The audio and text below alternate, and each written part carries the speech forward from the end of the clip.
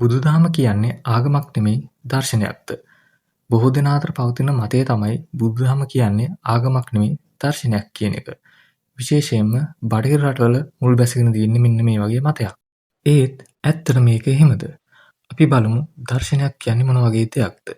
දර්ශනයක් ගොඩනැගෙන්නේ පුද්ගලයෙක්ගේ දැනුම සහ විශ්වාසයන් තුලින්. දර්ශනයක් එහෙම නැත්නම් දැක්මක් ඕනම කෙනෙකුට තියෙන්න පුළුවන්. කාල් මාක්ස්ට, මහත්මා ගාන්ධිට, ඕෂෝට, රෝහණ විජේවීරට වගේ ප්‍රභාකරන්ටත් දර්ශනයක් තිබුණා. අන්න ඒකම තමයි මෙතන තියෙන ගැටලුව. දර්ශනය කියන දේ හරි වෙන්නත් පුළුවන්, වැරදි වෙන්නත් පුළුවන්. අන්න එතකොට අපිට පුළුවන් ද බුදුන් වහන්සේගේ ඉගැන්වීම හරි වෙන්නත් පුළුවන්, වැරදි වෙන්නත් පුළුවන් කියන තැන ඉන්න. එහෙනම් ආගමකුත් නෙමෙයි නම්, දර්ශනයකුත් නෙමෙයි නම් බුදුදහම කියන්නේ මොකක්ද?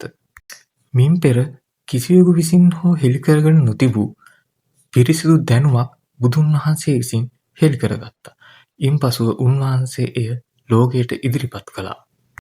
අන්න ඒ නිසා උන්වහන්සේගේ ප්‍රථම ධර්මදේශනය වන ධම්මචක්කප්පවත්තන සූත්‍රයේදී උන්වහන්සේ නැවත නැවතත් 12 වතාවක් සඳහන් කර සිටිනවා මෙය මින් පෙර නොඇසූ දහමකි යනුවෙන්.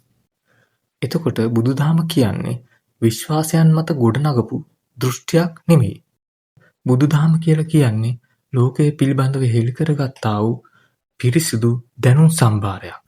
පරම සත්‍යයක්.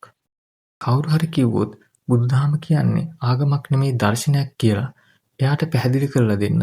ඇයි බුදුදහම දර්ශනයක් කියන කැටගරි එකට දාන්න බැරි කියලා. ඉතින් සංසාර නාලිකාව සබ්ස්ක්‍රයිබ් කරලා අපිත් එක්ක දිගටම රැඳිලා ඉන්න.